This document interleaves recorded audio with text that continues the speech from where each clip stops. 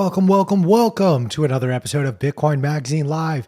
I am your host, Q, coming to you yet again from my mother's basement. And I am joined by my co-host, P. And P, I have one question and one question only. You are fully committed to eating shoe leather tomorrow. Is that correct? Q, I'm so glad you asked. I am 150% committed to eating a piece of shoe leather tomorrow. In fact, I'm leverage long. We talk a lot about not leverage trading, but to that I say, to the victor go the spoils. Let's fucking go.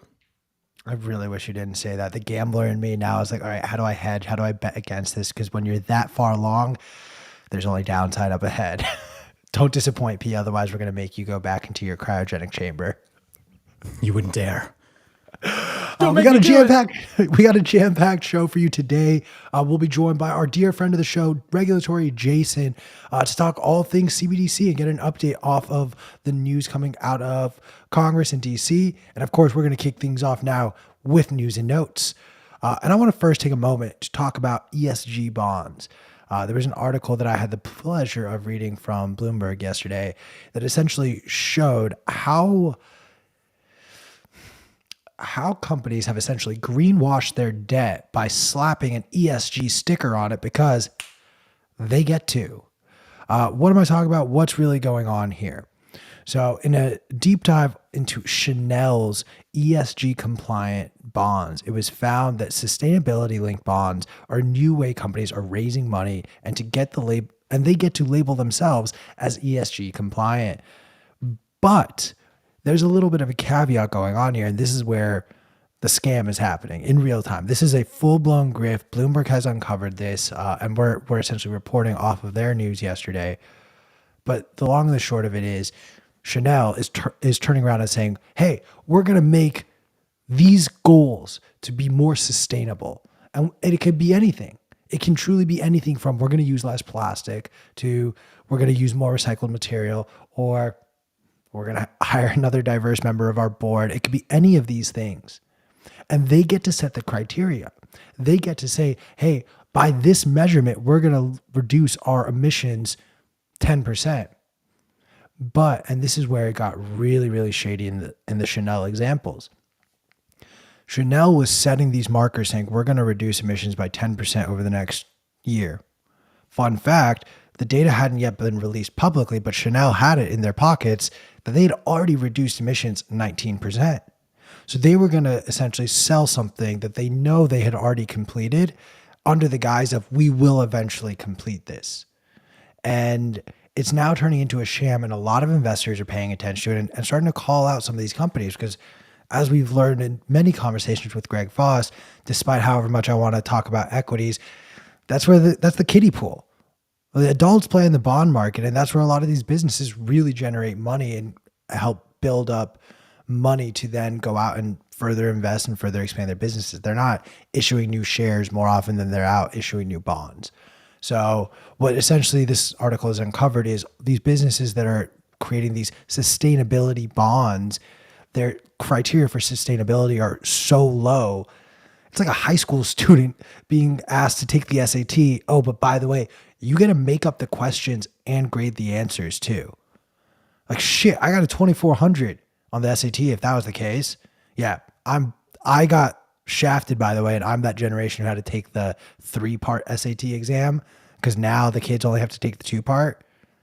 P, you're old enough to where you took the 2-part SAT exam, right? The SAT exam I took was a 5-part exam, and it was done in front of a panel for each individual person. There were so few people on the planet when I was a child that that's how it went. That makes sense. Also, I had to take it nude. I do want to just bring it back a little bit to this idea of these sustainability bonds and just hear your thoughts.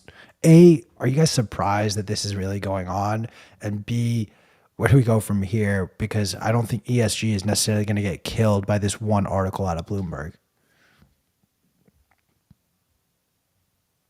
I think show me the incentives and I'll show you the outcome. I think that there's a lot of money to be made, and I think they're further going to prop this up. I think they're going to be like, oh, we didn't have regulatory clarity on ESG bonds, so don't worry, we'll provide a framework as they pitch to politicians that they get to do the criteria. So Yeah, I guess that's my 2 cents. I don't think this is going anywhere anytime soon. Yeah, this is not this doesn't surprise me at all. This is absolutely what we should expect. We've talked a lot about in this show how the idea behind ESG, I don't agree with it, but I'm fine with it. Like, like everybody should be able to choose their investments based on the things that they want to choose.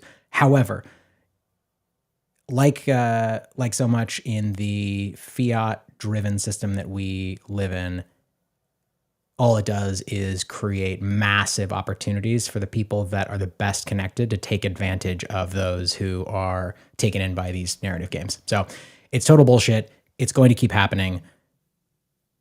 It's going to take a lot more than this to break the back of the bullshit. It is a shame. It is worth, I think, I want to pose this question to the two of you. Knowing that the criteria for these sustainability bonds continues to get met, are you theoretically let's say I'm asking for a friend here, high net worth individual who invests in the bond market. So definitely not the idiot of the three of us who lives in his mother's basement. No, stop making it only me. All three of us. We're all three in this conversation now.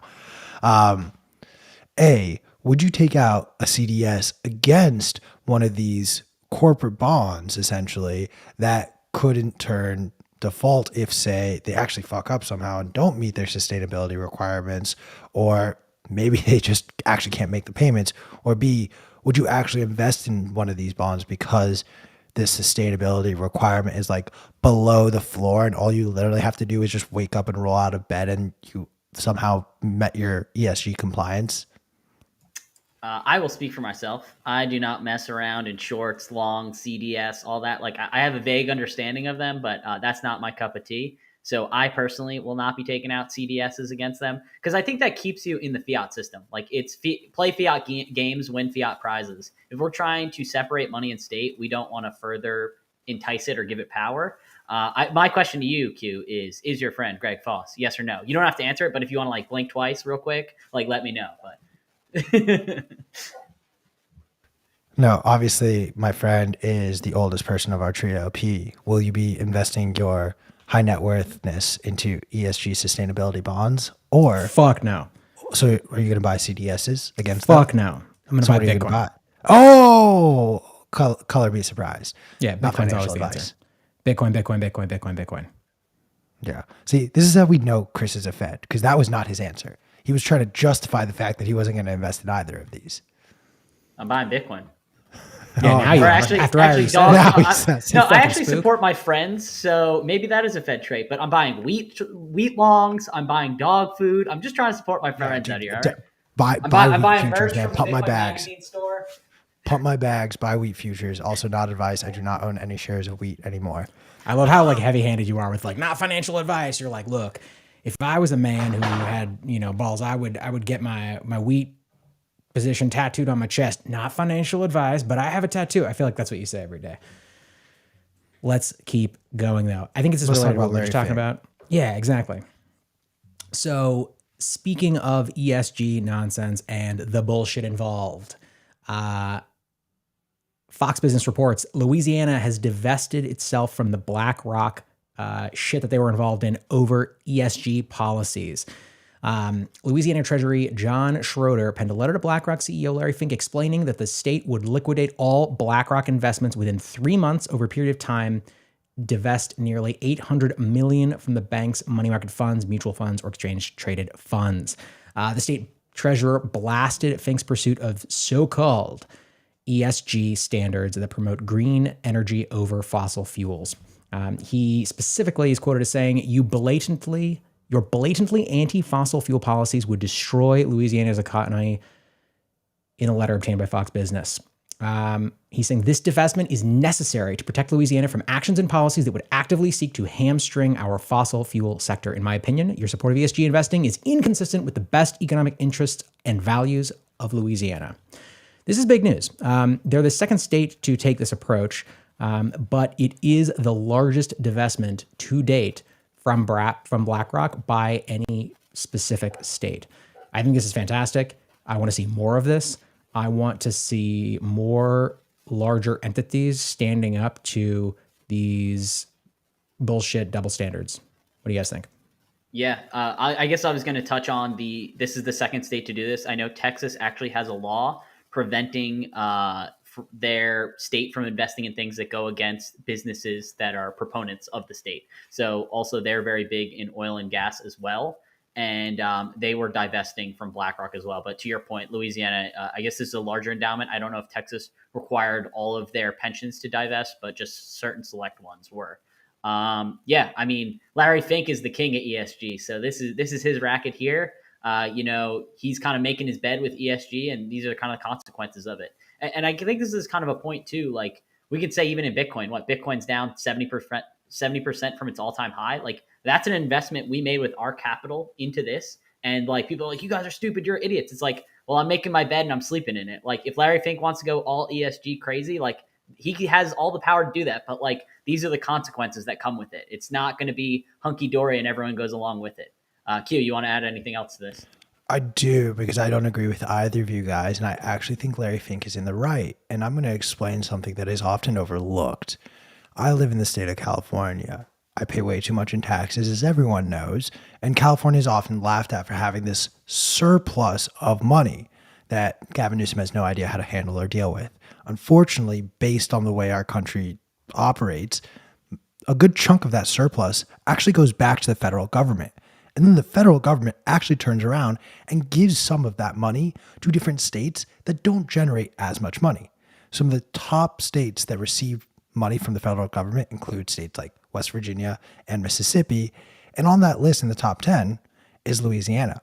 And for every $1 of income tax or just state taxes that they make, they get $1.60 from the US government on top of whatever they're generating inside of their state. So I don't really need to hear from a state that, in my opinion, is mismanaged, has to rely on the federal government to essentially back them up, almost as though they are a zombie company. But what do I know? I just love shitting on every single bailout that was possible. And maybe we should also stop bailing out states that are mismanaged and poorly run. But I don't know. Shout out to Stonewall, because your earlier comment about Louisiana cracked me the fuck up, bro. I mean, we support other countries at this rate that we give them billions. So I'm not saying I'm not saying to the federal government, like, don't give this money to these states that very clearly need it. But I'm just simply pointing out the fallacies of some of the things that get told to us and how and why I actually think, like, ultimately, no, I think Larry Fink's an absolute bozo and a moron. But I also just don't think that the leadership in the state of Louisiana, or even the state of California for that matter, know how to properly run a state. And especially those states that receive so much money from the federal government, that in turn just reads to me as a zombie company.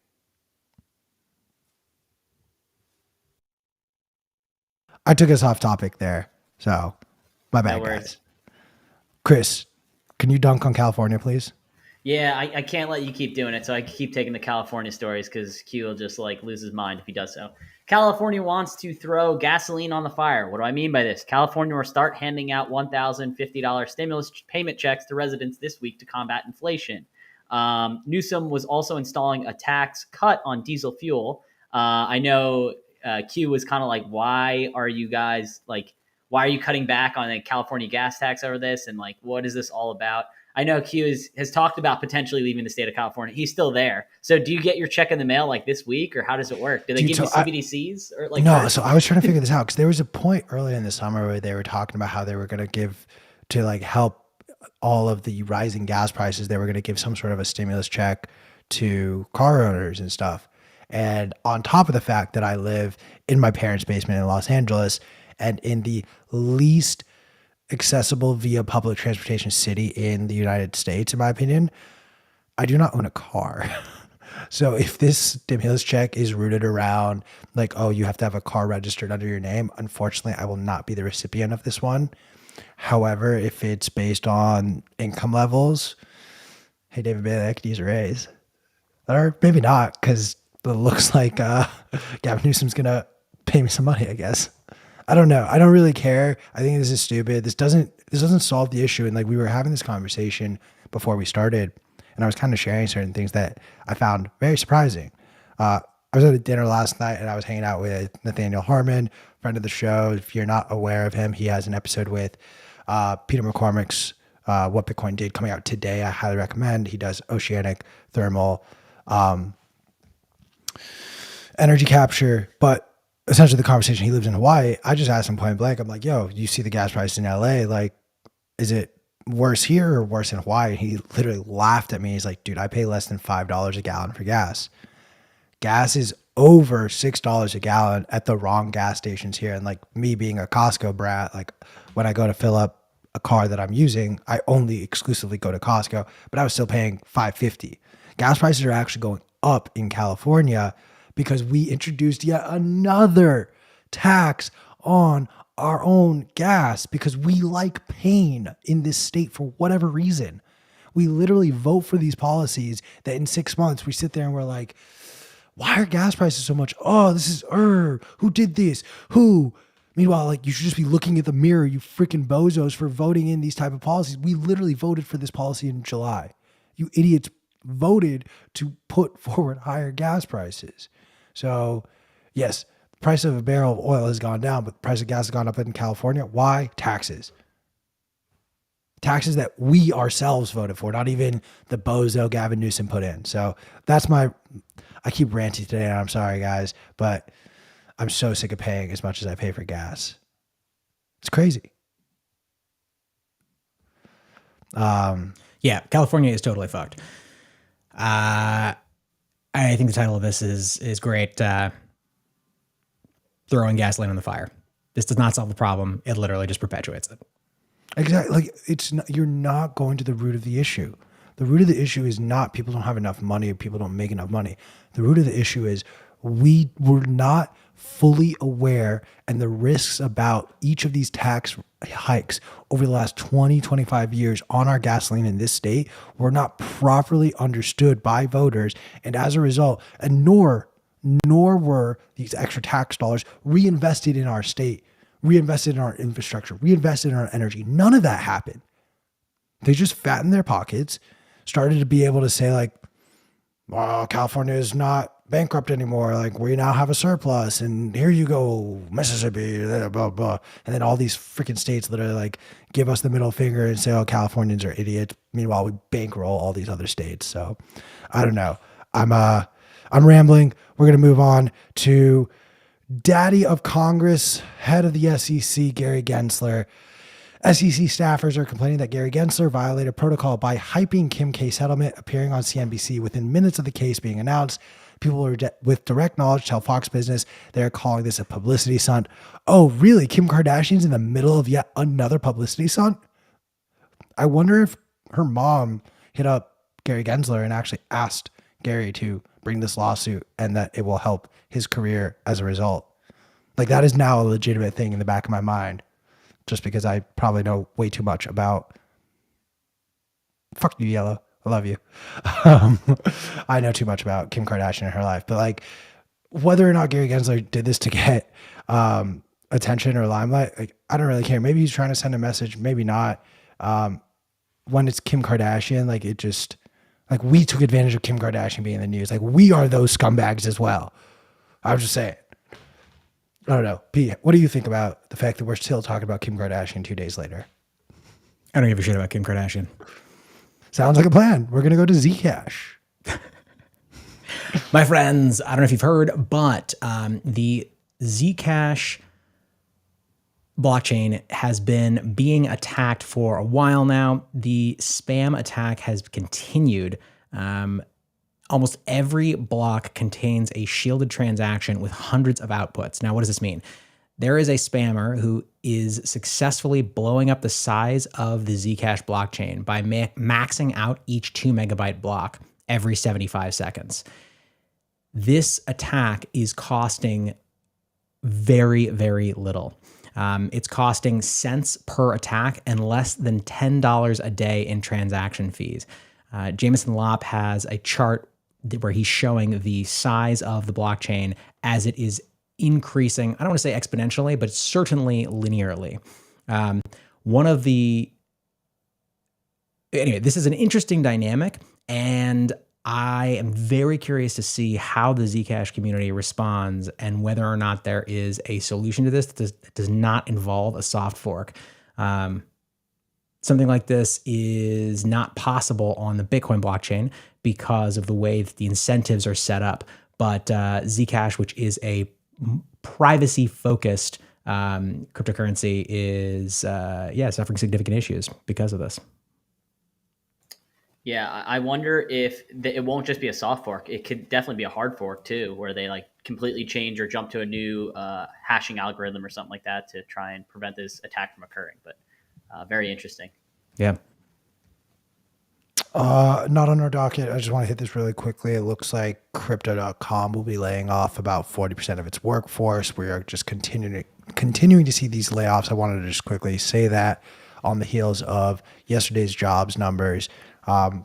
This will be felt in unemployment sooner rather than later. Sorry, I couldn't resist. That's so the does that's the crypto.com universe, arena, like, is that go up for grabs? Does Q buy it and make it the fucking Staples hope Center so. again? dude. I don't give a shit what anyone says. That is Staples Center. Like, See, this I kind of still bullshit call is so funny to me when people are like, when I was a boy, it was called a Staples Center, and when I am a grown ass man, it'll still be called. Like, who the fuck cares? Staples? dude. Like, why are people attached to the name Staples? No, you don't understand. Q's going to call it the house that Kobe built. Let's be honest. I was literally about to go there, but like, I'm going to bore you guys. I'm going to bore you guys with a little bit of history lessons about the importance of like the Los Angeles Lakers and naming their arenas and selling those naming rights, because when All right, next story, guys. So NASDAQ is helping out the plebs. What do I mean by this? NASDAQ is waiting for more regulatory clarity and institutional adoption before launching a Bitcoin exchange, as per Bloomberg. So he's helping the plebs stack some sats. We love it, helping out the plebs. P, you got anything else to add? I don't give a fuck. Buy Bitcoin. How's that? That works. We brought in Q because he's got the next story.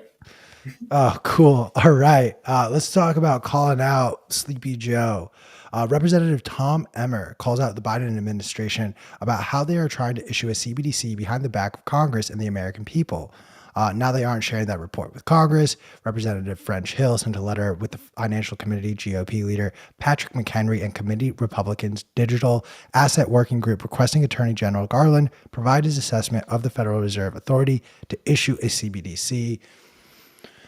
There's a lot of drama, and I think what's happening right now is you're seeing politicians have two very different stances on what they believe should be the future of this.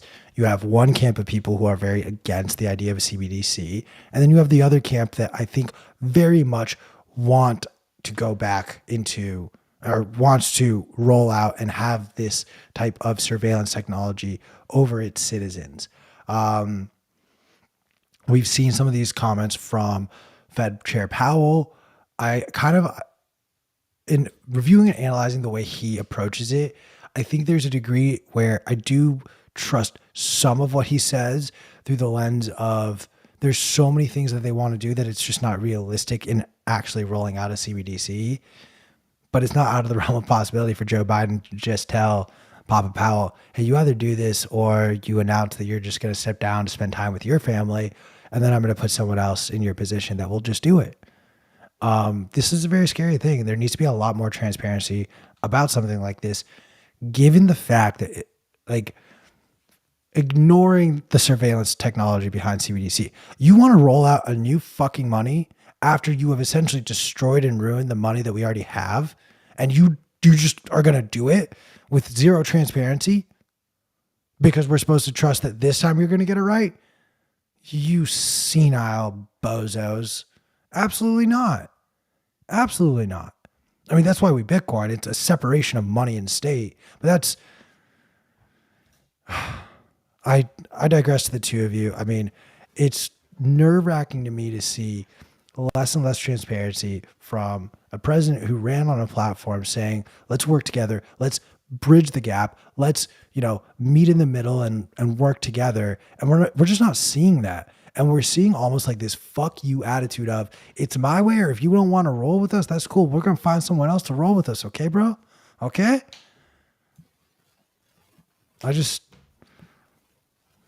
That voice seemed problematic. I couldn't figure out which accent I wanted to roll with. And let me just say, bro or essay were the two options to end that sentence. You know what? You've changed my mind. I'm fucking here for it. Let's go. I'm going to take us to our next story here. Ukraine has taken an interesting approach, or continues to take an interesting approach, to fund its war, or the war, against Russia. Specifically, they are going all Wolf of Wall Street on us. Government officials have negotiated international loans and aid worth more than $30 billion, and they've wrangled $6 billion debt holiday from Wall Street investors this year.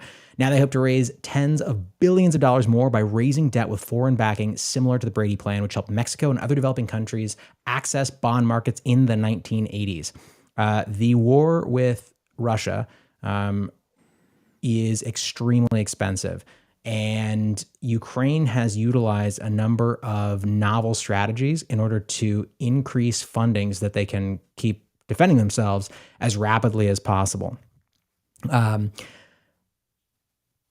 They've done emerging market bond restructurings, which is what we're talking about here, which typically takes months or years, but they've been able to do this in about 3 weeks, which is quite remarkable. They also, the finance ministry also released a smartphone app for citizens that allows them to directly buy new war bonds to help finance this war. It's a pretty interesting sort of turn of events, and I think that it's going to continue to get, I would say, more novel, more interesting. I'll be very curious to see what happens next, how Russia attempts to respond, and how the rest of the world supports them. We talked earlier this week about the issues with NATO and Ukraine trying to petition NATO to create a legal precedent for setting up aid. We'll see what happens next, guys. What do you think? I just want to also quickly point out that it's roughly estimated that Ukraine has already received about $16.9 billion from the U.S. government. So it looks like they feel like they've milked our government dry. Now they want to go to the private sector before, of course, or I guess somewhere along the way, they also went to the public sector. I really want to point out, and I would love transparency on this, but how much of that $16.9 billion that our government printed was then sent to Ukraine, only to be sent right back to us? And by us, I mean Northrop Grumman or Raytheon or any of these other defense companies that are US based, that are the sole beneficiaries of weapons being sent to this part of the world.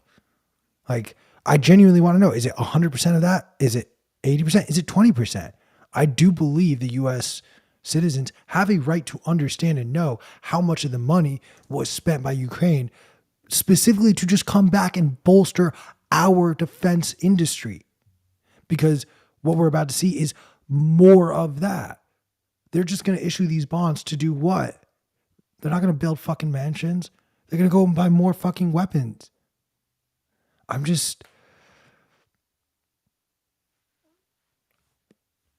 I thought we were done with wars, but I guess not. That's really where I'm coming from on this, P. And I don't know if you necessarily agree with that sentiment, but and I know the ridiculousness of a statement like, "Oh yeah, I want transparency on how government issued money is spent." Like, I know how ridiculous of a request that is. I know how unrealistic that is, but I do think at a certain point we need to start asking, like, hey, 17 billion is not an insignificant sum of money. It might seem insignificant because we now just casually throw around trillion as though it's like a normal amount of money to print and spend. But 17 billion is also not an insignificant amount of money. Yeah, that's definitely not an insignificant amount of money. I do think, I definitely applaud the creative efforts that Zelensky and Ukraine are using in order to try to finance this war. I mean, they're in a very, very difficult position. So I think they should. be doing everything they can to finance this war and continue to, stand against Russia. But that's never going to happen, Q. We're never going to get the transparency that you want. The answer is Bitcoin. Bitcoin does not fix everything, but a system that where the incentives are more aligned starts to fix these kinds of things. Well, that leads me to the next story. Bitcoin definitely fixes sanctions. So currently, the EU bans Russian crypto. So all crypto payments from Russia to European wallet providers will be forbidden under the measures. A quote from Anatoly Askov. He is the head of the Council of the Association of the Russian Banks, said in a quote, "The decision for the European Union to completely ban the maintenance of cryptocurrency wallets and accounts of Russian citizens and residents will only stimulate the development of the digital financial assets market in our country." I thought this was a very, very interesting stance. Obviously, they're talking about crypto. We think Bitcoin is the only one that's going to be able to survive a state-level attack. I think that this is very, very interesting. I know our friend of the show, Ben Sessions or BTC Sessions, said in a tweet, he's like, so someone generated private keys in a random imaginary border country saying that private keys in another country with an imaginary border are not allowed there. Basically, he's poking fun of when you derive your own private keys from a wallet, that you can send those to any Bitcoin wallet as long as they follow the Bitcoin consensus and Bitcoin rules. So it's just very funny and arbitrary that governments are trying to say, you're not allowed to send to these type of wallets because of their nationality and all of that. I think, we're in the then you fight you stage, and things are only get more chaotic. P and Q, anything else to add there? No, I think you nailed it. Yeah, we'll see this story, I think, develop over time, and we'll continue to report on it as Russia responds and we see how this is handled. Before we cut to a commercial, I want to remind everyone that Bitcoin Amsterdam kicks off in 6 days now? Oh my God. Lock in your tickets now. Use promo code BMLive to get 10% off. Ticket prices are going to go up. I may or may not have a fun announcement by tomorrow, so hang tight. You should definitely buy your tickets now, though. If you're in Europe, do it. Buy a ticket. Use promo code BMLive. We'll be back after this commercial break. Yep, they go up tomorrow, so get them while you still can at the cheaper rate.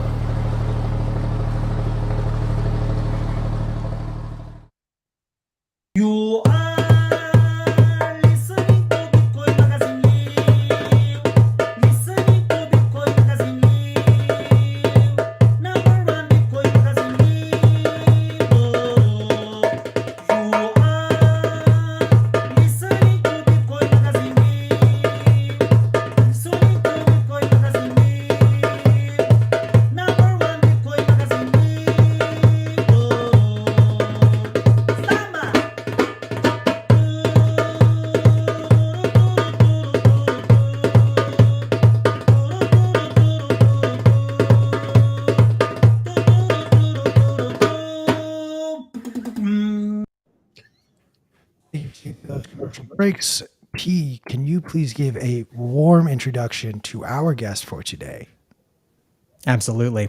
We have Jason Brett joining us. He is the director of the Bitcoin Policy Institute, a friend of the show, close friend. He is a regulator, also goes by Regulatory Jason, and has an incredible amount of knowledge about Bitcoin and the regulatory environment in the United States. He's joining us today with an important update. Jason, what do you got? Hey, P, how you doing? And it's really good to see everybody on the show. And actually, you can hear me this time, so I think that's good. Is that better to see me Straightforward. Yes. Okay. Also, who is that to your left? Yeah, let me explain. Please, welcome yourself. This is Dusty Damon. Dusty, Hey, what's up, guys? What's up, Dusty? Welcome Good to to the see show. you, man. we are here at a mining conference right now. So we're seeing it's in Round Rock, Texas. There was just a news article about it in Fox Business, and also a report of it where they have all kinds of setups with Bitmain showing its latest cooling system for the S19. A lot of neat demos. So we're over there. Yeah, and they said that last time there's a water park here, and they were asking if Jesus had been at the water park at the bar because Dusty was there. So yeah, that's Jesus Bitcoin. So I think what I can tell you is that the White House just did a final report from FSOC, which is the Financial Stability Oversight Council, which is like the high council of all the regulators that look over what all the other regulators like SEC do. And there was also the White House framework on digital assets for the first time. And I think it's important to just dissect a little bit about what this means. The key takeaways are really that there's likely going to be a push to regulate the exchanges more, and focus on even like the subsidiaries and affiliates of exchanges that regulators look at, similar to the way they now look at banks. For the Federal Reserve, when they look at a bank holding company or Bank of America, they look at what all the other affiliates and subsidiaries are doing. What's interesting is the key takeaways and themes of this new sort of framework that we have from the White House is to focus heavily on research and development into CBDCs. So that's like number one is with the highest priority. And by the highest priority, the Federal Reserve, the White House, and the U.S. Treasury have formed a CBDC working group. And so they are pushing all the levers to see what research and development needs to happen if the United States should choose to introduce a CBDC. One thing that was not made public is the Department of Justice also did a report in line with the executive order on digital assets, where they just transmitted a report, which is of findings as to what type of legislation the United States might need to introduce so that a CBDC can be authorized by the Federal Reserve. That's sort of number one, and I want to harp on that for a moment because I think there's still a genuine belief, and I think between Secretary Janet Yellen of the Treasury and also Jerome Powell at the Fed and others at the Fed, who believe that if the United States can introduce a central bank digital currency, not only to maintain the strength of the dollar in terms of like what China's doing, but at the same time, they believe this will essentially quiet crypto/Bitcoin, right? Like people will not be as interested in Bitcoin necessarily. They're really trying to go after the stablecoin market. Bitcoin really isn't, to be honest, on the list. It's more, they're worried about these global stable coins like Circle's USDC. But there still is a fundamental belief that is why they're pushing on all levers to see if the United States can introduce a CBDC, because they see it as a problem solver for really all the issues they always describe come from things like Bitcoin and other coins. That is it's so interesting to me. So what are the... Also, I want to take a second, as just off topic, to introduce Dusty. We sort of like jokingly were like, "Oh, who the fuck's that?" Dusty is an incredible contributor to the Bitcoin space. Obviously, we've known each other for a long time now. Open source contributor, software engineer, genius extraordinaire. It's fantastic to have you on the show as well, Dusty. Oh, thank you, man. Always enjoy seeing your face. So, Jason, why?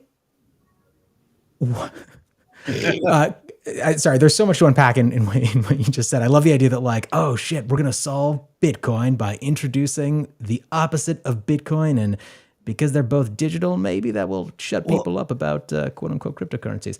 But I think there are three main things to unpack here, Pete. I think the first is let's unpack just the attack on the stablecoin marketplace, if you will. That's one part of this. There's another component of this, which is the introduction of a CBDC And then the final component is like, how and where does Bitcoin fit into this equation, whether the US government is even considering it, or if these are subtle and steady, if this is like a poison dart just put like right under my armpit where like I'm not going to notice and it's just going to slowly kill me over like 30 years rather than like a direct like banning Bitcoin mining, for example.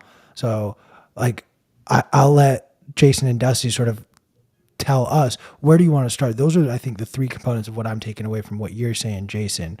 Do you want to start on the stablecoin front? Do you want to start on the CBDC?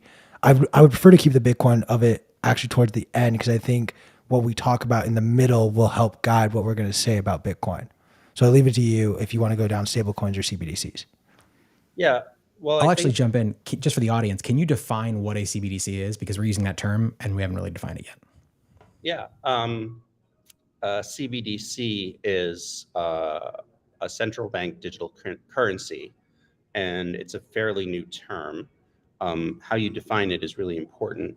The way the Federal Reserve and the government has been stating what a CBDC is they call it an LTDA, which is a legal tender digital asset, meaning it is a coin, just like Bitcoin or any other coin, although of course not like it, but in their minds, it is a coin that is going to be a liability of the Federal Reserve. And being a liability of the Federal Reserve, meaning of the US government, means that that coin has the full faith and credit and backing of the United States government, the way your cash would or what you have in the bank. So it is the ultimate fiat currency, but in digital form. And so that, I think, is probably, I don't know if you want to add to what you think the best way to describe what a CBDC is. Yeah, I guess the really simple way I think of it is it's like we have these stable coins that are pegged with the US dollar. And then if it was a stable coin issued by the government, it'd be like a more stable coin. Just explain like I'm 5 version. Yeah, explain it like your 4 version is like right now you have a stable coin that's backed by the US dollar, which is backed by, what is it backed by? Oh, it's not gold. It's nothing. No, nothing. Nothing. So it's a coin backed by nothing. So instead of having a coin that someone issues that's backed by nothing, it's developing a coin on nothing. On nothing. Can I take one jab at simplifying this, in that our current fiat dollars are just a central bank currency, and all a CBDC would be is just never again introducing a physical dollar, and all of that will just be digital, i.e. a central bank digital currency, whereas the fiat is just the central bank currency. That simple enough? Yeah. And they believe in both. In other words, they think that cash will still have a role, but that interesting. they have like a app on your phone. So as you're going about your Saturday, maybe you have a purchase you make for a few $100s on your credit card, or through your just regular credit card or your Apple credit card, and then you're stopping by the store and you just want to buy some soda and some chips and lunch. You can use your CBDC app to just buy what you need at the grocery store using like digital cash. So they don't actually care about stopping money laundering or drug dealing or any of that, because if you did, you would actually eliminate physical cash from the real world, right? I mean, I think that's a leap, but I'm just saying there's more cash used for those illicit activities than digital, any form of digital cryptocurrency or Bitcoin. So look, what is the most used currency around the world? I know you guys know this already, so it's sort of rhetorical. It's the $100 bill, right? US dollar bill. You can go anywhere. You can go to North Korea and probably use $100 bills, because that is the global currency right now. So there's not necessarily an interest to get rid of the physical version. And that's a lot of what I think the Federal Reserve is trying to think through on a geopolitical level, is what happens if we eliminate this physical currency that people are using around the world and make sure that they use the digital version of that. That's not something they want to risk by just eliminating the cash. That's my take on it. Go ahead. What I think is important is to understand the attack vector of the CBDC. The attack vector, or what it is the goal that the government is trying to accomplish, is introduce a digital form of cash, but that one that might actually be able to, the Federal Reserve might be able to use levers the way they use now with interest rates to stoke the economy in certain directions. So there's like questions of limits, right? Meaning P can hold up to $500 worth of CBDC and Q could hold up to $500. And Justin, no one can hold more than $500 worth of CBDC. And then if the Fed were to lower rates again, this could actually be a lever where they could then introduce, where maybe they had a positive interest rate before, literally say, you each have $500 in your account, but guess what? Starting next month, we're going to take $5 out of your CBDC wallet every month, because that's your negative interest rate, which would, of course, their idea is to spark you to go spend at stores. So let's be really clear. It's not so much a move. There's the potential for layering in actual monetary policy within a CBDC beyond just replacing cash. Yeah, I mean, that's the primary goal here. It's basically, hey, how can we create a shock collar that we can put on the neck of every American so that we can kind of goose them to do what we want them to do in order to, protect the U.S. hegemony and perpetuate the policies, or sort of increase the reach and effectiveness and speed that they can enact these policies that are designed to, shape the economy. And it feels like they believe they need that more and more because of this more and more tumultuous macroeconomic environment that we are headed into, the world is headed into. Yeah. Does that seem accurate? I mean, if ever there's a clue, and tell me if you agree with this, Dusty, I mean, the fact that they're willing to put a limit on it of, like, say, $500, if that doesn't tell you that the CBDC is not being proposed as a way of how people can get rich and produce a savings account, really that's your answer as to where this is coming from. This is not about how to help you save, which is why I think this is all very good for Bitcoin, because I think Bitcoin will still be left alone and people will see Bitcoin as a way of saving money, because the CBDC will not be a vehicle to be able to do that. The reason that it won't be allowed to be a vehicle to do that is because a lot of the traditional banking system, remember, I'm a former FDIC regulator, so the traditional banking system is really scared of the idea of CBDCs because they're afraid people are going to move all their money into CBDCs, and that's not going to be so good for the banks. And we saw that in Ukraine. The people were starting to use cryptocurrency when they were getting all the donations in, but then Ukraine came in and they said for their banking system, they're shutting off access to crypto because they were afraid their banking system would collapse in the middle of this invasion. And, essentially they couldn't do that because everyone sees banks as the ultimate utility that must exist for intermediation. So I think that Bitcoin as a disintermediated digital gold will have huge value if the government were actually to introduce a CBDC. Their aim is stable coins, not Bitcoin. Well, it feels like they're trying to tackle all the stable coins that exist. And I have to imagine the main use of those stable coins is arbitrage across borders for US dollars, where US dollars don't function. So, but if they're trying to, like, capture that market, but then they regulate the stable coins so much, I feel like they're just going to fall on their face. Like, tell me if that's a naive interpretation. Yeah, no, I agree. But in the end, I think it's great that they're focused on that instead of Bitcoin, right? Like, yeah. Go play over there, no problem. Yeah. So do you feel like when they say, you mentioned earlier that they're viewing this as sort of a way to kind of potentially cut the legs out from underneath people's interest in stablecoins, do you feel like that is really their goal here? Or is it more what we're talking about now, that they want, to put the shock collar on each person so that they can guide their behavior more? I don't think they'd ever see it that way. I think that they're thinking about these as traditional monetary instruments.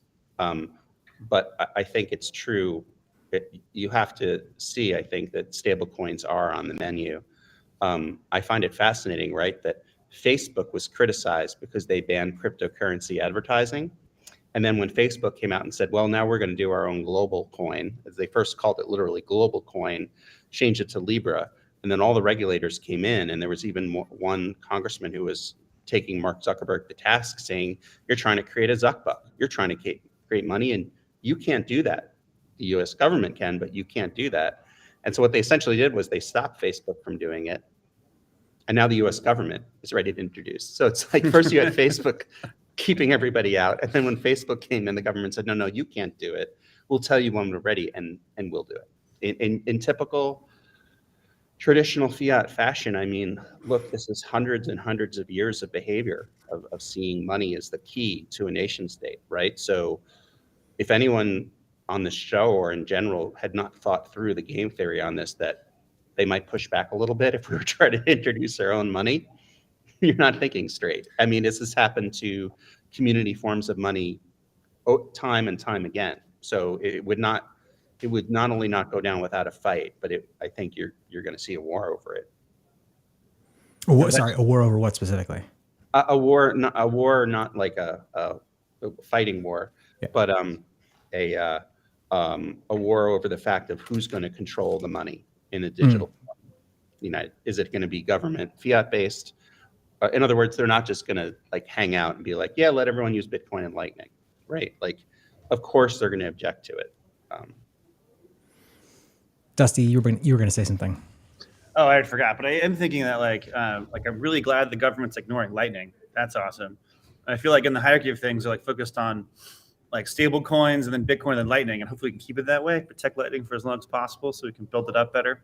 I'm excited for that. Oh, I was going to say before is that we're talking about how Facebook was banning cryptocurrencies, made their own.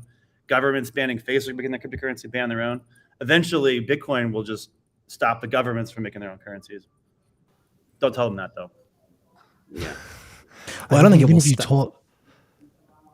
I was just going to say, even if you told them that, I don't think it would be. They would even stop trying to do whatever they're doing. They would look at you like you have no idea what you're talking about because they think they know better than everyone else. Yeah.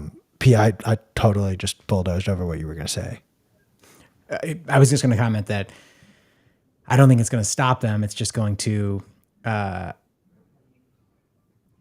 going to do whatever they're going to do. They're going to continue doing whatever they're going to do. But Bitcoin and the systems that are based on Bitcoin will continue to offer more effectively incentivized, better outcomes, and thus people will continue to be drawn to them over and over and over again.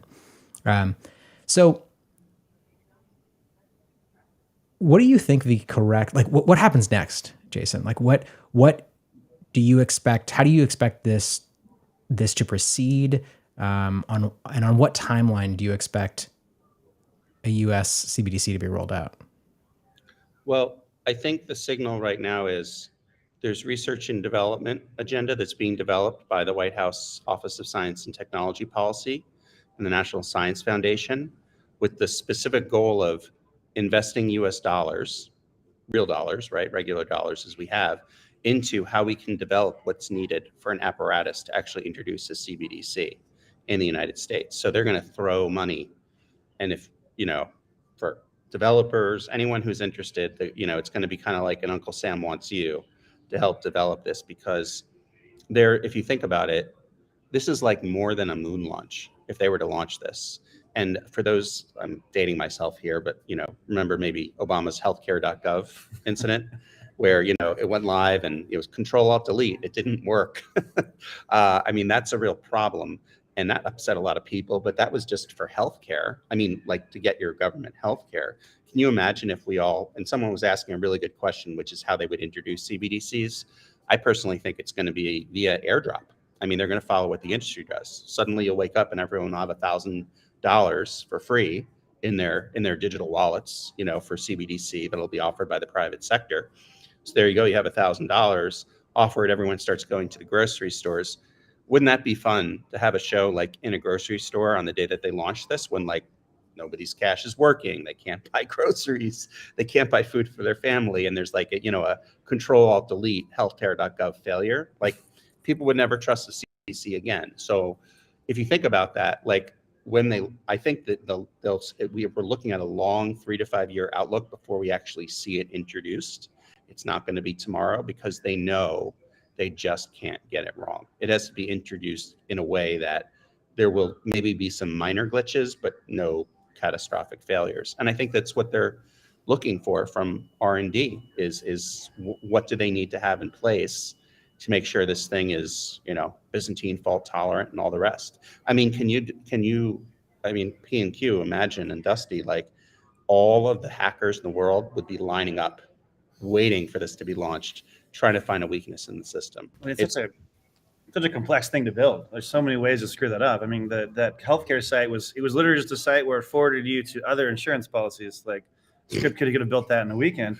Didn't they spend $1 billion on that and it still didn't work? It just, given that level of like historical competence, I'd be shocked if they could actually pull off integrations with like grocery stores. But I don't know. Like, I would guess they probably end up doing some kind of like partnership with like Visa or something, where actually some company builds the stuff.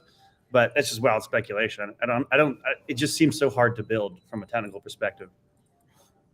I mean, how out of the realm of, sorry, go ahead. Real quick, it's actually not a far-fetched. Visa has already filed a patent with the USPTO for the exclusive right to develop a CBDC for the United States government. So they've already filed a patent. This is like Visa is already way ahead of the game here, where they're saying, if you want to convert physical cash into a digital form, they're already arguing with the USPTO that they should have the patent to be the only ones able to do that. So you said this is their top priority right now? Like the Federal Reserve and a couple other agencies? Well, yeah. So I mean, the National Economic Director, they had a press conference when they released this Whitehouse framework, and they gave these three main concepts. The first of which was the priority for a U.S. CBDC and to figure out how to do it technically. It's crazy. So I kind of want to unpack something here, because there is a degree of this where I like this idea of it's probably going to come from the private sector. It's probably going to just be the government like contracting this out. I don't want to necessarily say like, oh, like could this happen or could that happen? But I kind of want to just unpack the idea of U.S. citizens waking up one day and being told, hey, your money doesn't work the way you have for 20, 30, 50, 80 years of your life. Money no longer works the way you are used to. Like what would the rollout from the government side look like? I'm assuming there would be some sort of how-tos, but at the same time, it's like, this just feels like, all right, scratch that question. This is my real question.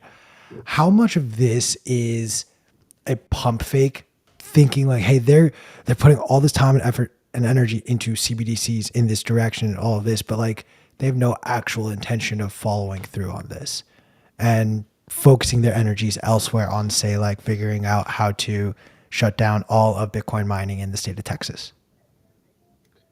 I think it's a fairly straightforward strategy. I don't think there's a lot of different plays in the playbook.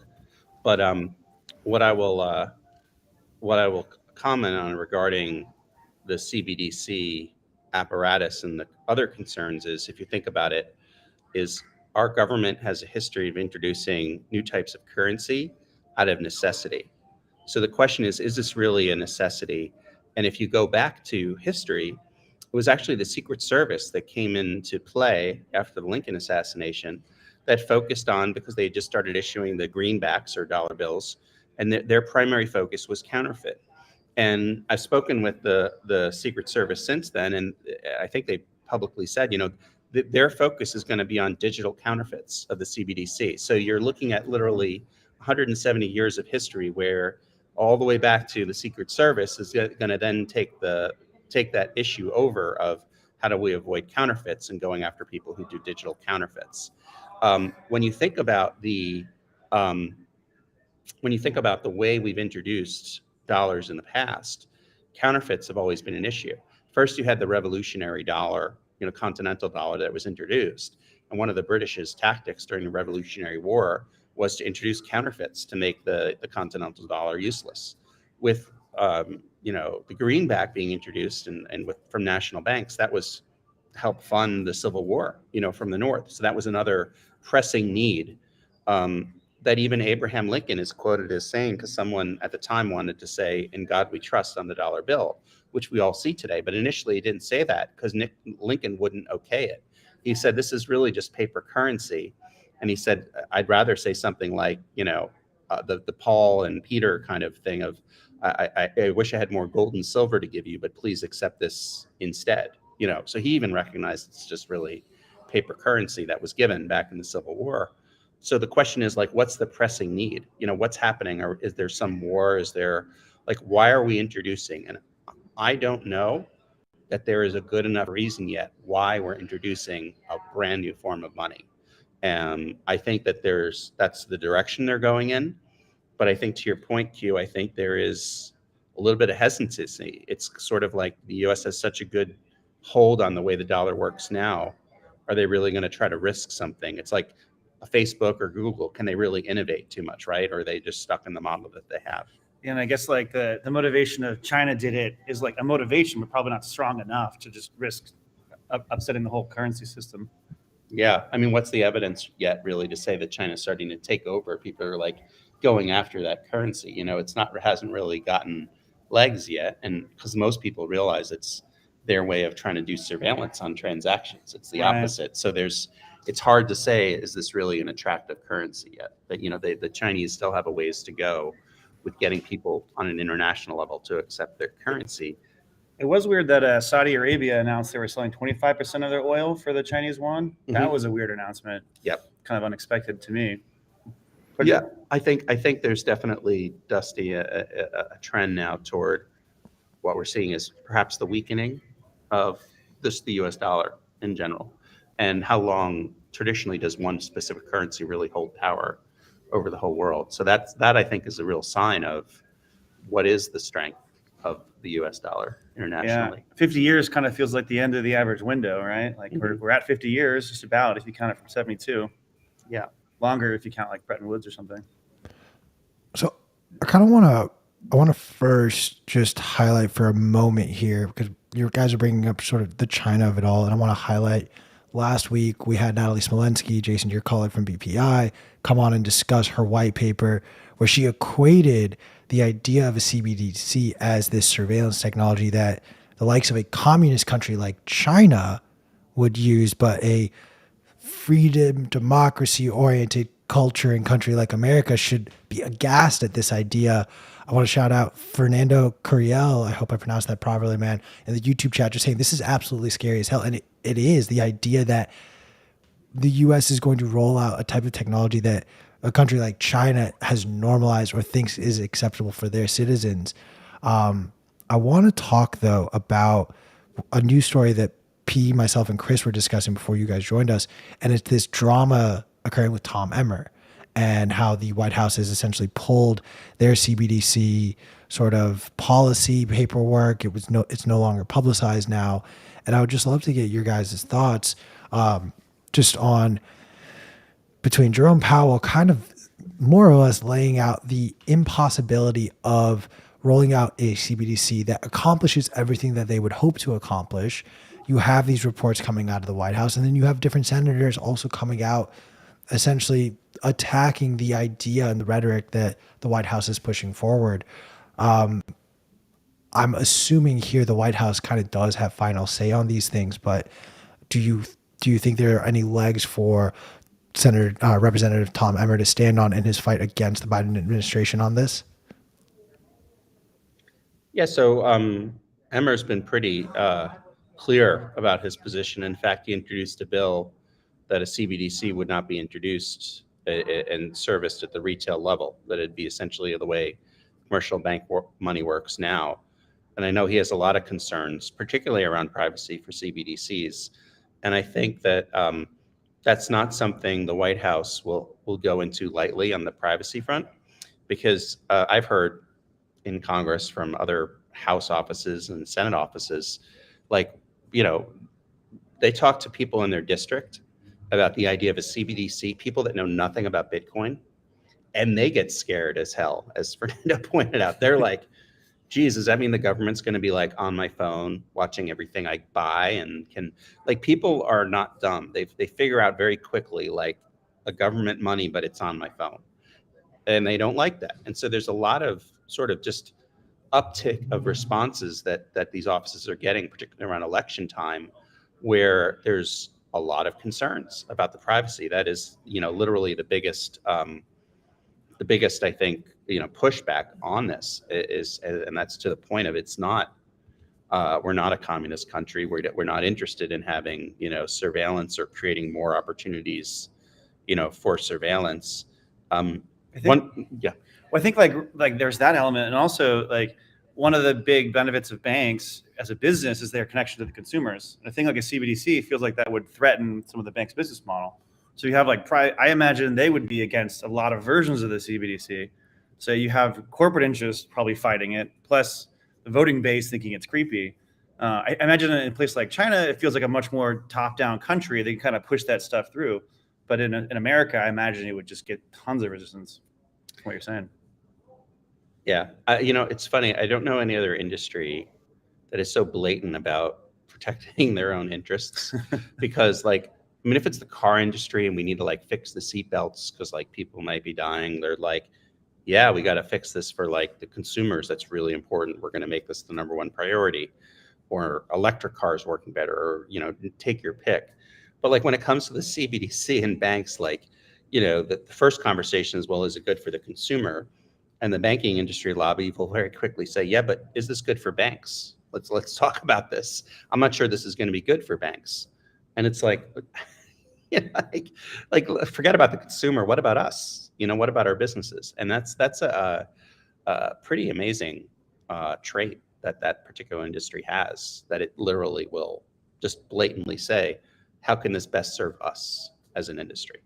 I don't know the size of their lobbyist group, but I imagine it's one of the biggest ones. It is the biggest. Yeah. No surprise. But, I think that the main thrust of like this is that, and when Brian Deese during the, when he was interviewed, talked about the 3 top line takeaways. The first takeaway was this CBDC. So it's on their mind. They're trying to figure it out for sure. And so I think that what's interesting is that the next item that he talked about, which if it's okay to move on from CBDCs for a second, is all the risks associated with cryptocurrencies, specifically consumer risks and environmental risks. So what's really interesting is that there are reports in the White House said to FERC regarding their energy as an energy agency that they need to be looking into and creating disclosures for Bitcoin miners and disclosures for how much energy is being used. So what's fascinating is a Democratic commissioner of FERC pushed back, and I have to look up her name because it's slipping me right now, but she said, why should we be looking at Bitcoin? Like, we look at all the different energy sources all the time. We look at this, we look at that. Like, why are we suddenly prejudicing a specific energy form that's using energy? I'm not going to take the time to specifically invest a focus on making sure this one little small area of all the different areas where energy comes from that they need to report. And go her. Yeah. And let me tell you, it was pretty brave of her to say, because Senator Elizabeth Warren's head was about to pop off. She has been writing letters. She's waiting for them to implement some kind of an agency. And Jared Huffman of California, who's also a Democrat, this woman's a Democrat, they're in the same party, is like, this lady's nuts. Like, she should be removed as a commissioner. Don't they understand they have to start looking at Bitcoin, because otherwise the world's going to blow up? And so what I think unfortunately has been solidified from this is, you guys I'm sure are familiar with Alex DeVries and the Digiconomist, that has really poked fun at the energy use of Bitcoin for some time, but was taken seriously by the White House, and in their report was quoted as if it's a scientific agency. So there's the FUD that was being pushed by him to say that Bitcoin is going to end the world is now being taken by the White House as saying, yeah, this could end the world from a climate perspective. And so we need, and where there is an unfortunate intersection, and I have a little bit of empathy for Biden and his administration, is he's pushing the ESG narrative. And so what happened was digital assets boiled up from all the different things going on. It came to his desk, and what he has said to everybody is, if it's going to interfere with the climate, we got to do something about it. And so he was really left with no choice when a lot of this evidence was brought to him, whether true or not, about how Bitcoin could affect the environment. and it's against his agenda. This is an administration that's very focused on ESG. Not all administrations are like this. This may very well go away in 2024, but for right now and for the next 2 years, he has his eyes out for anything that could harm his objective of getting us to that net carbon neutrality by 2050. And so that's really what you have is the combination of factors of, and why I would encourage institutions across the world to take up doing studies on Bitcoin mining, because they have said they're open to more information. So this isn't like game over. They want more information. They have to produce another report at the White House next September. So between now and next September, if you're in a university or you know a university, get them to do a neutral study on this. Focus on where there's renewables that's used, what the real impact at the end of the day is to the environment, where there's positive uses. And we need to show that to the White House. So when their next report comes out, some of the stuff that's been put out there that we all know is FUD can really be fought back against. I read some of that guy's reports. It is the shoddiest reporting I've ever seen, study on this kind of stuff, like having some good stuff out. It's just shocking that the government's actually using this bad of stuff as if it's real information. And I think like you have to fight it with more information that actually is correct. It's the only way to do it. So go do academic stuff if you can. Yeah. Well, I want to also just maybe unpack a little bit of the stable coin of this all. Is there even so much as, like, first off, Luna Terra, is that part of any inclination? Like, did Do Kwon somehow also fuck the American people in his attempt to scam the entire world? Or is this stablecoin, as you mentioned, like Circle's stablecoin and other projects that are akin to this, are those more the focus of the U.S. government? So As a reaction to Luna. Yeah. So it's interesting. I think the problem has been that the White House decided to get numerous reports and take a 6-month snapshot of what's happening in cryptocurrency. So from March of this year to now, September, that's when Terra Luna happened to crash. So yes, what Do Kwon did with that particular stablecoin, because it rose to such prominence and then failed, has, and you can look at the latest FSOC report that just came out. The FSOC report shows that there is in fact evidence to, and they walk through a case study of what happened with Terra Luna. And they're like, well, this is the problem with stablecoins. More specifically, the algorithmically backed stablecoins. Now, last year, the Treasury did a report on stablecoins. They talked about introducing legislation, but they didn't touch anything about the algo-backed stablecoins. So it seems now they're finally sort of saying, and there's been discussions that the latest stablecoin bill in Congress that has been being negotiated with Treasury might include a 2-year ban or moratorium on any algorithmically backed stablecoins. So that has truly, what I would say it has done is Do Kwon and that explosion has led to the US government thinking that there's payment stablecoins like USDC, which is good, right? Because it's backed by actual US dollars. And then there's, if you're going to try to create some computer program around the dollar, that's bad.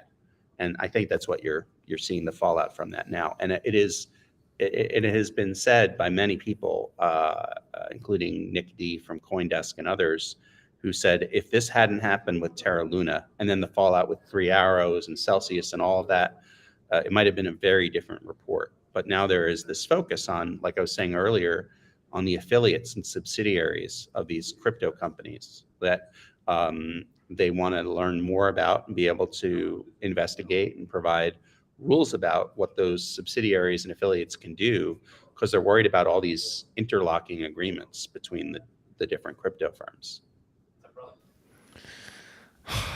Fucking Mashinsky and Do Kwon still throwing knives up from their graves. Dude, man, the stuff that's been coming out around Celsius lately is like, I'm just like, are you fucking kidding me? Like, we didn't even touch this story. Pete, do you want to bring up this one story? God. Me and him, whatever, like we're taking $10 million out of the... Oh, they filed a schedule of assets and liabilities of financial affairs with the courts, which includes details to customer claims. The information regarding the upcoming claims process can be found on their website under claims process FAQ section. So Like they're just keep. Oh, Chris, this tweet has been deleted by Celsius now. Oh, Jesus. I just think it's like the fact that Machinsky, if I understood correctly, and I barely looked at it because I started seeing red and punched a hole in my screen, but he extracted $10 million out of the company and then resigned. And the saddest thing is that there were Twitter spaces still happening that were like, he also, it looks like, did like a GoFundMe campaign that was like, please help me to survive with only the $10 million that I extracted from our customers before resigning. And people were in there like, we got to support our boy. It's just like, oh my fucking God. Didn't he So try anyway, to launch a second ICO to fund all the collapsing of which has happened? yeah, pretty much. It's just clown world stuff. So one thing to just raise here, I think, is a lot of times we think we live in America, and we think we live in the kind of America that we idolize. But at the end of the day, corporations have an awful lot of power. If you think about the financial crisis and the fallout that we experienced with AIG, AIG, is that better? Oh no, Jason, that's not a note for you. That was a note for Chris. You're on a roll. Keep going. Okay. Yeah. What I think is, if we remember, AIG got funding, taxpayer money. So all our taxpayer money went to the government to help bail out AIG. And then what happened a year later? AIG paid bonuses to its employees. And it was a huge scandal. But that's the power of a corporation, right? That's what Alex Mashinsky holds, is he can take out $10 million and there might be more serious consequences for him than bankers that can kind of get away with this or endorsed, So what I guess I would say is, this is nothing, still punch the hole through the screen, P, but gee, at least it wasn't taxpayer money that he took out of the company, right? It's what belongs to the people. Not that it's any better. If anything, like, this concept of like providing bonuses after the crisis is like how institutionalized we all are by the action of these large firms. That is a great point. Yeah. It's fucking infuriating. And what Mashinsky did. By no means am I saying he's right. That this is absolutely absurd. Like, same with the Voyager. Like, why aren't they putting the customer first? And like, because it was never about that. It's always about. And if you think about what I said before about the banks, right? Yeah. The banks think about themselves first, and so, it is totally absurd what he is doing, and I think he is calculating the risk that he believes he can get away with it, and that no one will really shut him down. Oh, 100%. Yeah. I have a sort of somewhat tangential question. Dusty, have you looked into Taro, Lightning Labs' new like asset over Lightning protocol yet? Not very deeply, no. I've heard about it. I skimmed the white paper, if that counts. So we had Ryan Gentry on recently, and one thing that we didn't get a chance to go into detail on is like how exactly one might be able to, or how you would have stable coins over Lightning via the Terra protocol. I was trying to understand that, but I'm not sure if you have any. I mean, like my loose understanding, which to be fair, I have not dove into it at all, is that you basically have a stablecoin issuer that has your stablecoins, and they control them, and then they can send a message across Lightning to another institution that also controls them. So, like, in my understanding of it, the stablecoin is totally separate from Lightning. They just kind of use it as like a message sending protocol between two institutions that are controlling it. So it's kind of, as I understand it, it's not really on Lightning. It's more just like using Lightning to send the message across. Maybe, I don't know if Ryan Gentry would not like that explanation, but it's, as my understanding, as weak as my understanding is. He just messaged me saying, tell Dusty to go fuck himself. No, I'm kidding. He did not mention, I have no idea if that's accurate or what his characterization of that would be. Okay. So where do we go from here in this conversation? What are the interesting aspects of CBDCs, the Whitehouse, and their hatred of Bitcoin that we can keep talking about? What do you guys think? I don't know that it's, I don't know that CBDCs are that interesting, right? I mean, it's an idea that is essentially a tool of how to continue the lifespan of the US dollar and what it's done in the world.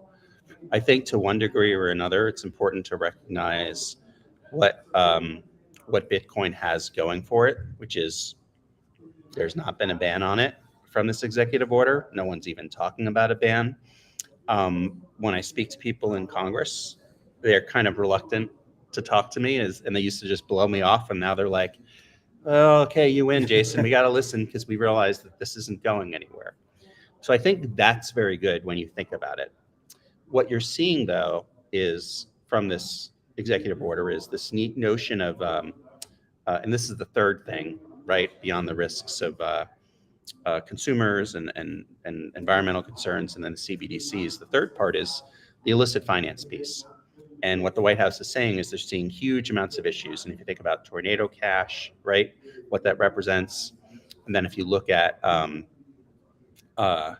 what happened in the CFTC, where it wasn't Bitcoin, but it was a DAO that had governance coins, and now the people who own the governance coins are actually liable for the actions of that DAO as an unincorporated association for trading, derivatives products and futures and options without having a license, with the CFTC. And that's related to a clampdown on this idea of know your customer. Know your customer.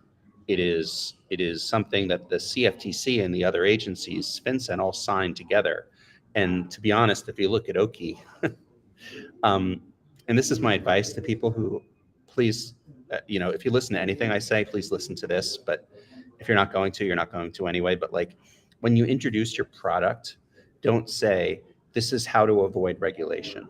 This is like, don't flaunt the fact of what you're doing to the regulator. Like, hey, this is a great way to do money laundering. Like, and we're proud of it. The regulators can't touch us. Like, not a good strategy. And really what they saw with this particular CFTC issue was the company came out and said, this is a way to foolproof the system where the regulators will never bother you if you use our system. You don't have to worry about KYC with us. So KYC is now very much an important concept because of issues like terrorist financing or money laundering. So what I'm going to, P, in the end game, if we go to the end game for Bitcoin, that I worry about is I think that Bitcoin will be fine. We'll all be able to hold Bitcoin. But as you saw with MiCA, this notion, and that's in Europe, what just came out with MiCA, and this notion, I think, of where we're seeing what is currently a request for comment by the U.S. Treasury on illicit finance and digital assets will be, you will see a rule where self-hosted wallets, meaning you have your Ledger wallet or coin, whatever it might be, cold wallet on you, and your name is Q, that's not going to be good enough. You're going to have to provide your full name to the U.S. government if you hold a self-hosted wallet. And I think that to me is the worst outcome for people who care about Bitcoin and the sovereignty that's involved. But if you're asking me where all this is going, I think you'll still see the push for the CBDC to kind of push back against a stablecoin. You'll see issues relating to environmental and other consumer protections, maybe disclosures before you buy Bitcoin that this may go down in value. And then I think from the whole terrorist financing thing, they're going to want to know who's operating in it under the auspices of national security risks, so that there isn't Bitcoin being used by some terrorist organization to drop a bomb on us. And when you say all that, it sounds very daunting, like, well, how could you push back on it? But that's exactly where I think we need to push back on it, to understand you can't just say there's national security risks. We're owed at least an explanation. And don't tell us we can't know as a population what that explanation is for our own safety. Well, Jason, sorry to interrupt you though, but unfortunately, the Patriot Act actually says on the contrary to that. You are a white man who has not really experienced the Patriot Act, so let me welcome you into the fold, my friend, because everyone has experienced the bullshit of the Patriot Act. Like, we are all under surveillance now. It's just it's comical, this idea that they get to determine how and when they see fit and what is the bad guy or the boogeyman that they're going to go after. I did not mean to cut you off. It's funny to me because that is the same dialogue and rhetoric that I've heard for over 20 years now being used at or towards or to justify certain decisions that we've seen made under the guise of, well, this is for national security. This is to stop terrorism. Shameless. Yeah, Go ahead. Go ahead. P, I totally agree. Like the I'm vector. Q. I'm the better letter. Sorry, Q. I don't want to discriminate against letters. I'm really in trouble. Look, and I'm Jewish, by the way, so I feel like I'm somewhat in bold. But what I will tell you is that, like, there's two data points. What you just talked about with 9/11 that has impacted the way we do this, and what started this whole mess was with drug wars in 1980s, and suddenly it was decided that if Dustin's walking down the street with $10,000 in cash, he's obviously going to buy some cocaine. I mean, what other reason would he have? Clearly not to maybe go buy some Bitcoin miners or invest in some coding school, right? We are at a mining conference. And so cash really got labeled negatively, right? With the drug wars, and then our privacy and the elements of who's doing what, was with 9/11. And I think that it's very scary. And you're right. It is. There are impacts, probably broader impacts to the minorities in this country from what a CBDC would do. That would probably, no, I don't know Dustin personally, Eastside Tony. I know him well enough. I consider him a good friend. We definitely don't do cocaine deals together. No. Well, after the show, but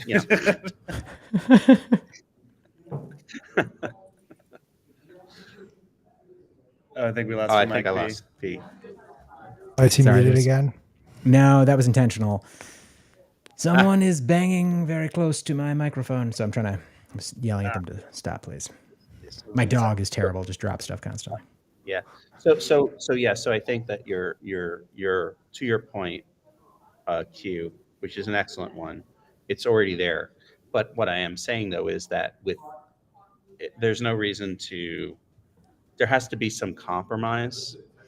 There has to be something where, and I think this is where like Bitcoin and cryptocurrency will start to catch on more and more, because when people realize what's at stake, even if they don't care about crypto, they're going to realize like just how much of our rights are we willing to forfeit. I think that's why you'll probably see a much more of a Bitcoin grassroots movement that focuses on these ideas of right to privacy, right to property, and things of that nature. You're right, Q. It's the law of the land, but we need to do better, because the direction that we're headed in it's not worth it, right? For us to have survived 9/11 and then act this way toward our own citizens. Like I said, man, welcome to the fold. So, go ahead, P. And I feel like we just keep talking over each other. Q, you say what you were going to say, and then I'll interrupt you halfway through. Well, I was just going to shift this now to focus a little bit more on just the Bitcoin of it all and how we think these sort of regulatory efforts will in turn start to lay the groundwork and the foundation of how the regulation will then be turned onto Bitcoin, because eventually it will be. I don't think Bitcoin will just be ignored, even if in this short-term window of 3 to 5 years while they figure out how to create a CBDC and roll it out, they will just very soon follow that failed attempt with, all right, now let's go after Bitcoin. And I'm curious if there's anything about, I don't know, something as simple as banning access to certain networks or certain blockchains, or even something as simple as, identifying and making all holders of a certain token identify themselves so that they are KYC'd. I mean, they're probably going to try to do that for sure. Probably all those things. I don't know. My hot take is that, like, at a high level, if they get distracted by all this CBD stuff, then it'll take them longer to get to that. And that's more time for us to build up more like obscuring privacy technology and techniques for Bitcoin in general. And I think that it's kind of one of those like games where Bitcoin will always win. There will always be a technological way for Bitcoin to survive any kind of regulation. And I think that like the longer we can wait until the government inevitably tries to like shut it down, the better off we'll be. And I think most likely that day will come when the government tries to shut it down, and they're going to realize how woefully unprepared, like none of their tools actually work. Like just anecdotally, it feels like Congress's approach is like find a guy, bring him into Congress and harass him, and then like threaten them with like regulations and whatever. but there's no guy to do that to in Bitcoin. It's a totally decentralized thing. There's no CEO. So we're immune from what they're used to working as their power grab, and they're gonna have to fall back to like secondary things. And my hot take is I don't think they're gonna have any. The ones they do have are gonna be like flimsy at best. And I mean, I think at one point it'll probably switch. We're already seeing politicians pop up all over the place that are supporters of Bitcoin in small amounts. I think at a certain point, there'll probably be so many of them that the government just switches over from hating on Bitcoin to being like, Bitcoin's cool. We'll probably dodge that fight. But maybe I put that at 60% odds. I could still see a fight totally going down. But I think delaying really is good. Like if we can just delay the stuff long enough, then eventually we'll get to the point where we can have that peaceful transition over to hard money in the US anyway. So I think you're 100% right about there not being like the CEO of Bitcoin that they can just drag in and kneecap in front of everybody. But I think it is forcing them to use these more insidious techniques, right? We're starting to see these sort of regulatory capture and things like that are becoming, or we're seeing larger and larger amounts of encroachment via that attack vector. And when we were talking earlier about CBDCs, I was going to make the joke yeah, sure, give me $500 in CBDCs. I'm just going to slam it into Bitcoin. But the reality is, oh, you guys still there? Oh, you got to run? Oh, no, he's still here. He's just got the conference leader is going to go see if he wants to come on. Keep going. Oh, nice. Awesome. Amazing. But my point was going to be we can joke about being if we got $500 in CBDCs, we would just immediately turn it into whatever, cash, and then buy Bitcoin with it. The problem is the average person is not going to be, they're not going to see it that way. They're not going to do it. So it's it creates this it's not about what we as hardcore Bitcoiners would do. It's about sort of the average person. And so I think that, these narratives and the articles that are sort of focused on Bitcoin, being quote unquote bad for the environment and shit like that, those become the attack vector. So completely agree with you. I think we're going to win at the end of the day, but I think we all have to be super vigilant, as I know you are. I know you wouldn't disagree with that, to being aware of all the other stuff going on too. Oh, goodbye, Dusty. Hello. I'm still here. He's still here. Yeah. Amazing. Hey, I just want to take a moment because I'm here at this amazing venue at the mining conference with leaders in the Bitcoin mining space. And this is Scott Offered. And Scott he's very credentialed. And, oh my God. Wait, sorry. Hold up that badge full of all the ribbons first. Yeah. How many wars have you fought in, sir? Oh, these are so good. Holy shit, I'm so jealous. Yeah. And so my flair. I got the flair. And Scott introduced this last year. I was at this event last year. It's great. It's at the Kalahari Resorts in Round Rock, Texas. He arranges for individuals to be able to go tour for an extra price the Riot Windstone mining facility. Yep. So they all go on a bus tomorrow morning. They get to see the whole Bitcoin mining facility. He has Bitmain here, his digital shovel, and other amazing things, and really is on the tip of the spear when it comes to Bitcoin mining. And I've been talking a little bit about policy, but I love Scott to just introduce himself. He's doing a great job again this year. Yeah, thank you, Jason. Last year I think Bitcoin Magazine did a write-up on the conference. They had really great things to say, so I appreciate that. But yeah, like you're saying, we got some thought leaders here. Even Lee from the Texas Blockchain Council is going to be speaking tomorrow, and he's obviously more involved in the political stuff, so mining and politics. And actually on Tuesday we had a benefit here for, I don't know if you guys have heard of the Satoshi Action Fund. They are doing lobbying for Bitcoin miners around the U.S. As well. So we did a fundraiser for them, try to help them out, and it was great. Yeah, and I think we had a congressman as well. Yeah, Congressman Pete Sessions. So that was awesome to have him here. People were glad to see somebody in politics like that that is kind of slightly tuned into what we're trying to do here with Bitcoin mining.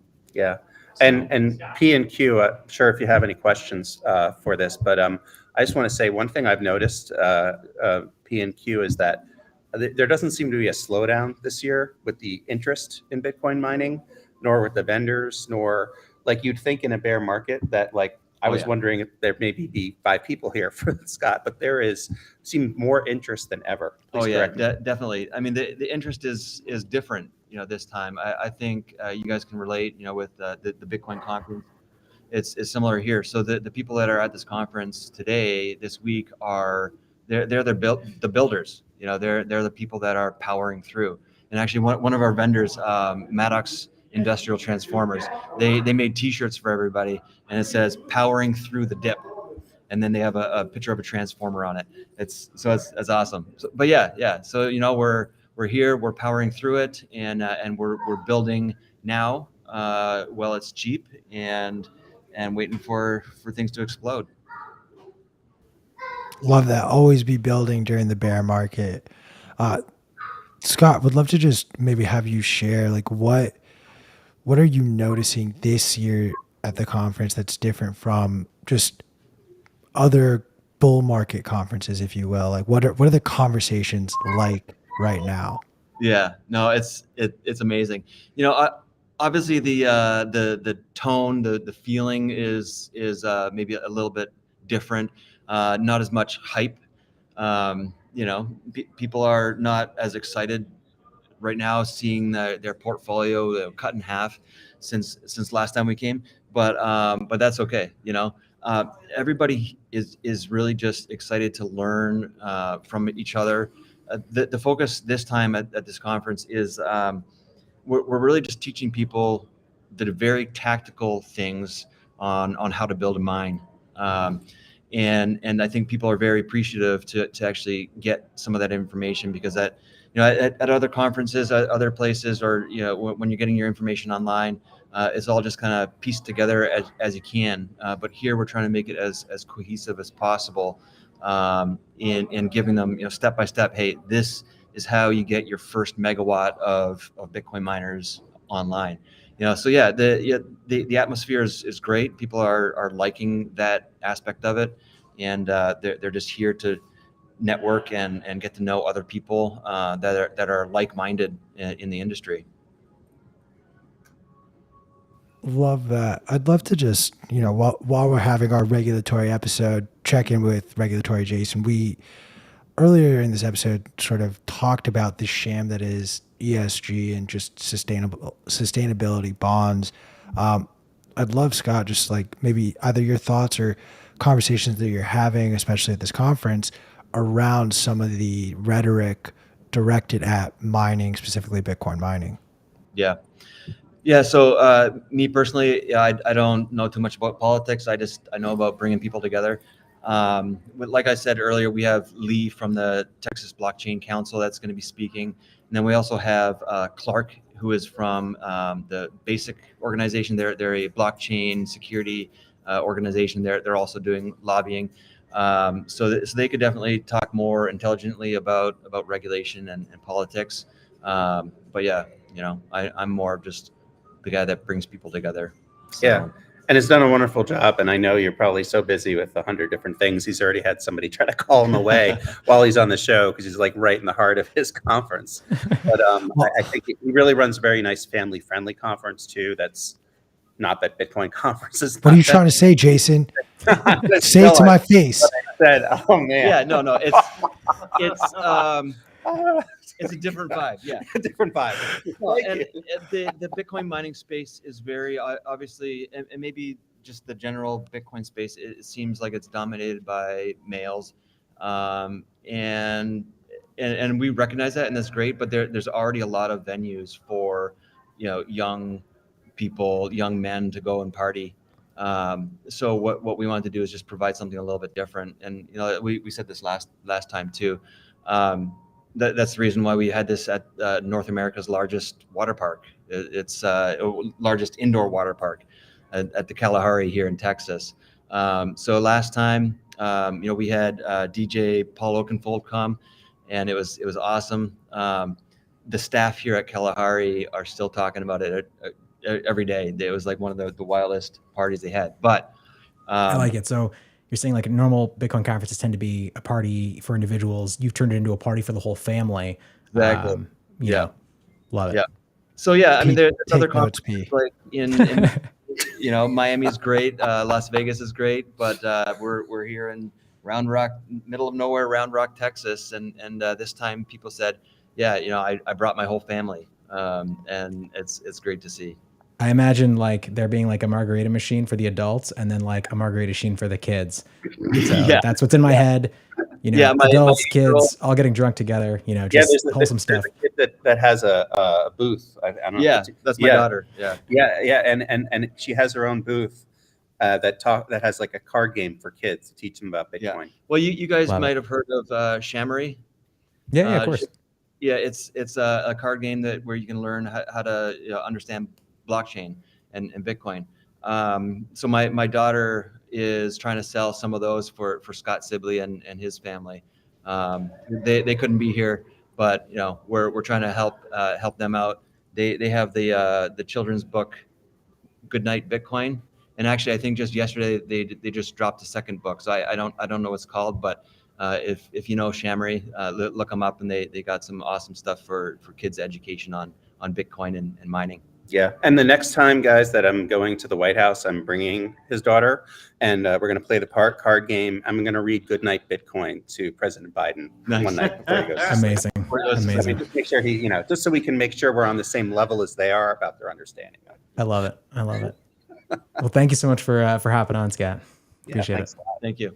Awesome. Cool. Dusty, are you still there? Oh, I'm still here. Yeah.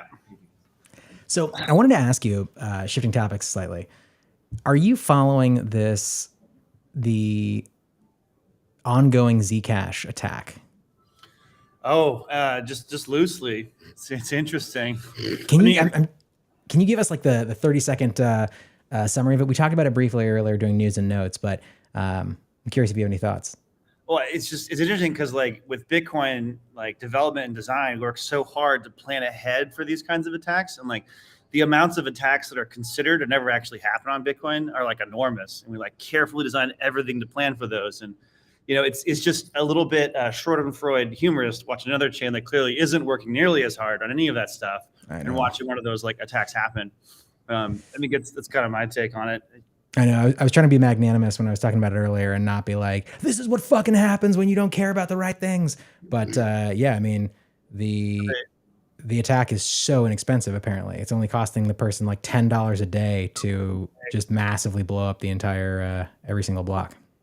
Yeah, I mean, you got to get the incentives right, from like you got to charge correctly for space in the block. That's important. You got to like have the mempool be forwarding transactions that actually are being paid for. And you got to build a whole system to like keep the incentives such that no one can spam them. And with Lightning, it gets even more complicated. So we're like, I think like the majority of this kind of development stuff, doing it correctly, is just thinking of all the ways people can screw you over and just building for that. And that ends up being like 80+% of the effort, and the actual like stuff that gets used for day to day is like the minority of what gets worked on.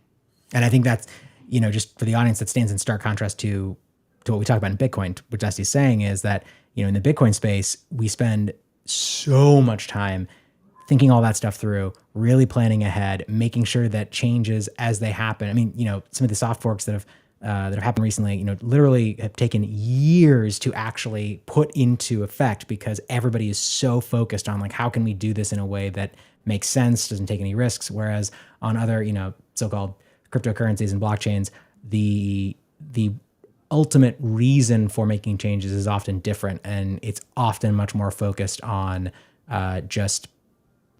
publicity and the perception of value rather than the actual value.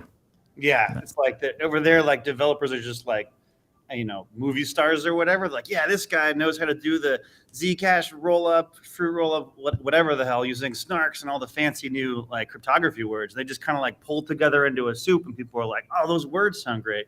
But what's much less thought through by like maybe orders of magnitude is what are the ramifications of using those things. And like almost all of these ideas actually start out as ideas on Bitcoin, and then there's long conversations about them. Like, okay, here are the reasons why it doesn't make sense to do that.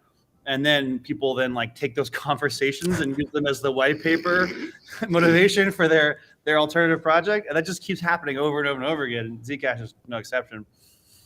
Yep. Yeah, the attack there is they're just flooding the block space, right? So their block sizes are getting really, really huge.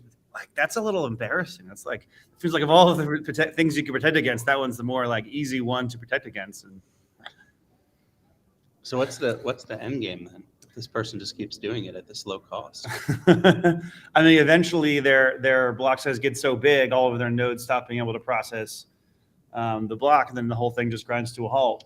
And then who knows what? Do they do some emergency whatever? And the thing about these smaller blockchains is like, you talk about like proof of work and proof of stake and whatever. When they get small enough like this, all it really is proof of authority. It's like whatever the people running it say goes, you have to do what they say, which you could argue Ethereum's kind of in the same bucket, because like whatever Vitalik says to do, everyone kind of just hops and does it. So like, okay, if people agreed to whatever rules, those rules just go out the window as soon as someone with authority says they're going to be different. So like, I think usually what happens is somebody with authority will then come in and say, all right, we're going to make this new rule where like we're going to undo the history, rewrite transactions, whatever is probably the end game for Zcash. Or just collapse. Yeah, it's fine too. Yeah. All right. So what have we not covered so far? Do we feel like we've covered all aspects of this conversation? Is there anything else that has particularly caught either of your eyes, your brains lately as it relates to Bitcoin? I think the one thing really is that, this is sort of a regular topic amongst sort of just cryptocurrencies, but the fact that Bitcoin is still a commodity with the CFTC, I think is important. And, the White House laid out that there's been violations of security laws, which, as you know, the industry sort of has two arguments. One argument is, well, it's not clear what the laws are. And so, the fact that we're saying you're in violation of them, it's like a foot fault, because we need to develop newer laws to adjust for these newer coins and ICOs that are being listed. But it basically kind of says, the White House saying like the SEC should really keep doing what it's doing. And I think that's important from like the perspective of what we saw with Kim Kardashian. It was in the news with where she was hit as an influencer of, was it EtherMax coin? And then of course the SEC doubling down saying this is also a security.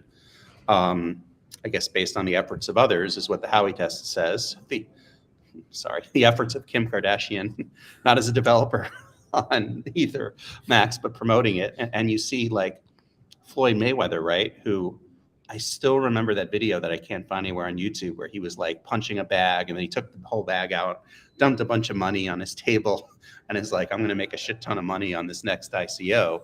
It was just blatantly promoting an ICO, is now promoting NFTs, and I mean, people are like trying to make jokes like, oh, I got scammed from this NFT. So like, look, obviously P and Q are the only celebrity endorsers we need for Bitcoin. Clear.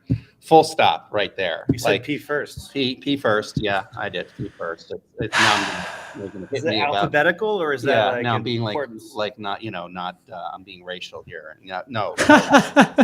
How about Makes sense. I support it. Q and P or P and Jason, you little snake, you sat with me at dinner with a smile on your face. I see you. I did have so I think that so just to wrap up that quick thought, Dusty, is just, so what I'm saying is you're going to continue to see the SEC. It'll be like whack-a-mole. They'll still be going after ICOs or these new coins, no exceptions. So you're not going to see something change in that regard. And you're going to see a specific focus again on like trying to shame certain idols like Kim Kardashian and others. But I mean, it's a very low cost for them, right? I imagine Kim Kardashian from other endorsements from doing that coin probably made millions of dollars. So a $1 million fine is a slap on the wrist. Hey, don't do it again. But that's, The kind of easy targets kind of thing. That makes sense. Like if they went after like Ethereum or something, it'd probably be this huge lawsuit. But they can go after Kim Kardashian and win easily and make a bigger splash by doing that kind of thing. Yeah, and then slip in by the way, this EtherMax thing is this security, right, where it's not like they're targeting the Ethereum. Of course, Ethereum reacted, wait a minute, but yeah, it is. Sorry, what were you gonna? I didn't mean to cut you off. Oh no, it's just it just seems like if I were in the SEC's position, I'd want to go for like the least effort to most like impactful in terms of social awareness things. Oh, absolutely. No, Dusty, you're so right. Like Unfortunately, we are in the timeline where everyone knows who Kim Kardashian is, and most people just don't know or believe in Bitcoin. Like that is unfortunately the timeline and the universe we live in. I do want to present a question to the both of you, a little bit speculative, but I've labeled Gary Gensler both Congress's daddy, and honestly, at this point, I've come up with a new nickname, and it is the new boyfriend to Kim Kardashian, Mr. Gary Gensler. Gary's come out a lot, and Bitcoiners seem to have sort of grown to believe in Gary Gensler, and he has come out and said certain things like Bitcoin is not a security and it is a commodity. And it seems as though we have an advocate who at least understands that components of Bitcoin at the SEC.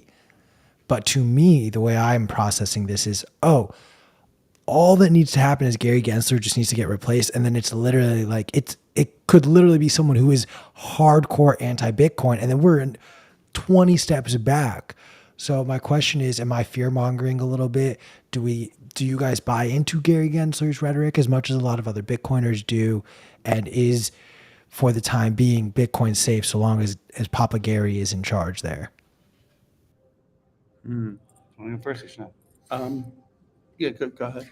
So I'll give the naive, like not a political expert answer first. My understanding of the SEC is their main enforcement mechanism is lawsuits. And at the end of the day, like who is the SEC going to sue in Bitcoin?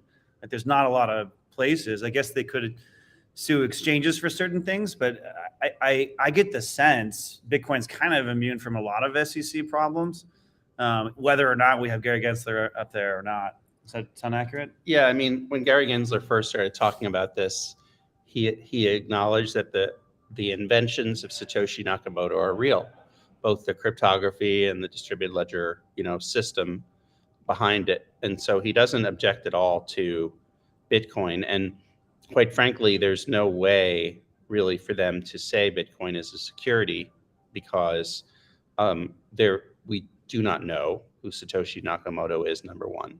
Number two, it is a new invention that's been around for 14 or 15 years. So a lot of times other coins are like, why does Bitcoin get a pass? It's like, well, why does the internet get a pass, right? I mean, Bitcoin is a lot more than just that currency. It's the fundamental invention that everyone else is really working off of. I don't think you're going to see another person come in and try to fight that battle because the CFTC's already claimed it as a commodity. You already have Bitcoin futures and options markets functioning, which is the key to it remaining as a commodity.